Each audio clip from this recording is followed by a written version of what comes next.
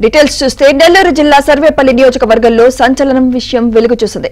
ఇటీవల మంత్రి కాకాణి అనుచరుల నుంచి స్వాధీనం చేసుకున్న మద్యం ప్రభుత్వ వైన్ షాపుల నుంచి సరఫరా అయిందని సెబ్ అధికారులు నిర్ధారించారు. దీంతో 3 ప్రభుత్వ మద్యం దుకాణాల్లో పనిచేసే 2 సూపర్వైజర్లు 6 సిబ్బందిని పోలీసులు అరెస్ట్ చేశారు.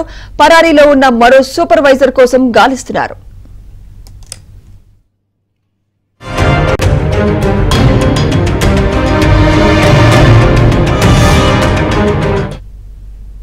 కొద్ది రోజుల క్రితం మంత్రి కాకాణి అనుచరుల వద్ద పెద్ద ఎత్తున మద్యం డంపులను సెబ్ అధికారులు పట్టుకున్నారు.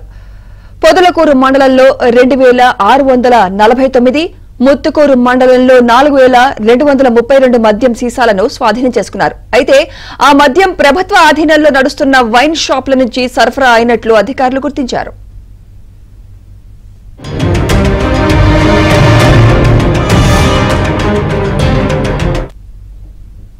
ఇదే అంశంపై మరింత సమాచారం మా ప్రతినిధి మహేష్ అందిస్తారు. మహేష్, ఇక్కడ నెల్లూరు జిల్లాలో వైసీపీ మద్యాన్ని ఏరులే పారిస్తూ ఉంది.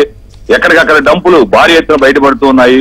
ప్రధానంగా చూస్తే సర్వేపల్లి నియోజకవర్గం, మంత్రి కాకాణి గోవర్ధన్ రెడ్డి ప్రాతినిధ్యం వహించే నియోజకవర్గంలో ఇప్పటికే దాదాపు 2 డంపులు బయటపడడం జరిగింది. అవి పొదలకూరు మండలంలో 2649 మద్యం సీసాలు, ముత్తుకూరు మండలంలో 4232 సీసాలు లభ్యమయ్యాయి. 3 కార్లను కూడా స్వాధీనం చేసుకున్నారు. గతంలోనే అప్పుడు ఎవరైతే ఉన్నారో వైసీపీ నేతలు, మంత్రి కాకాణి ముఖ్య అనుచరులైన సుధాకర్ రెడ్డి, రాజారెడ్డితో పాటు పలువురు వైసీపీ నేతల్ని, కొంతమంది డ్రైవర్లు కూడా అప్పట్లో అరెస్ట్ చేశారు. ఇంతకీ ఈ మద్యం ఎక్కడి నుంచి వస్తుందని చెప్పేసి సెబ్ పూర్తి స్థాయిలో విచారణ చేపట్టింది. సెబ్ అధికారులకి నివ్విరిపోయే కొన్ని అంశాలు బయటకు వచ్చాయి. తీరా చూస్తే ఈ మద్యం అంతా కూడా ప్రభుత్వ మద్యం షాపుల నుంచే ఈ మద్యాన్ని అంతా కూడా తరలించినట్లుగా చెబుతూ ఉన్నారు. అయితే దీనిలో ఈ కేసుల్లో ప్రధాన నిందితుల గురించి ఎందుకు విచారణ జరపరని ప్రతిపక్ష పార్టీలు ఆరోపిస్తున్నాయి.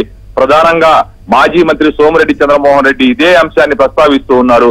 ఈ మద్యం ఇప్పుడు ప్రస్తుతం ఎన్నికలు జరుగుతున్న నేపథ్యంలో ఎవరికి అవసరం? అభ్యర్థికే అవసరం. అభ్యర్థి కాకాణి గోవర్ధన్ రెడ్డి కాబట్టి ఆయన పేరును కూడా చేర్చాలి అనే డిమాండ్ ని సోమిరెడ్డి చేస్తూ ఉన్నారు.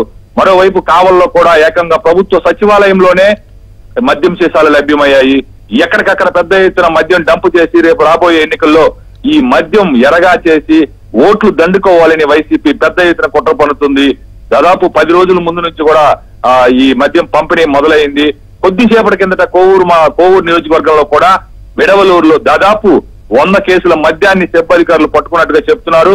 అయితే ఆ 100 కేసులు కాదు, 4 కేసులు, 3 కేసులు అంటూ అధికారులు చెప్పుకొస్తున్నారు. దీనిపైన కూడా తీవ్ర స్థాయిలో విమర్శలు వ్యక్తమవుతున్నాయి.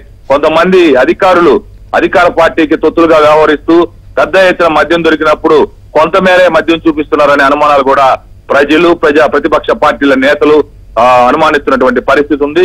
ఇప్పుడు ఈ కోవూరు నియోజకవర్గంలో ఒకేసారి ఒకే దగ్గర దాదాపు 100 కేసులు అంటే ఒక్కొక్క కేసులో 48 సీసాలు ఉంటాయి. 4800 సీసాలు లభ్యమైతే 3 కేసులు 4 కేసులు చూపించే అవకాశాలు కనిపిస్తూ ఉన్నాయి.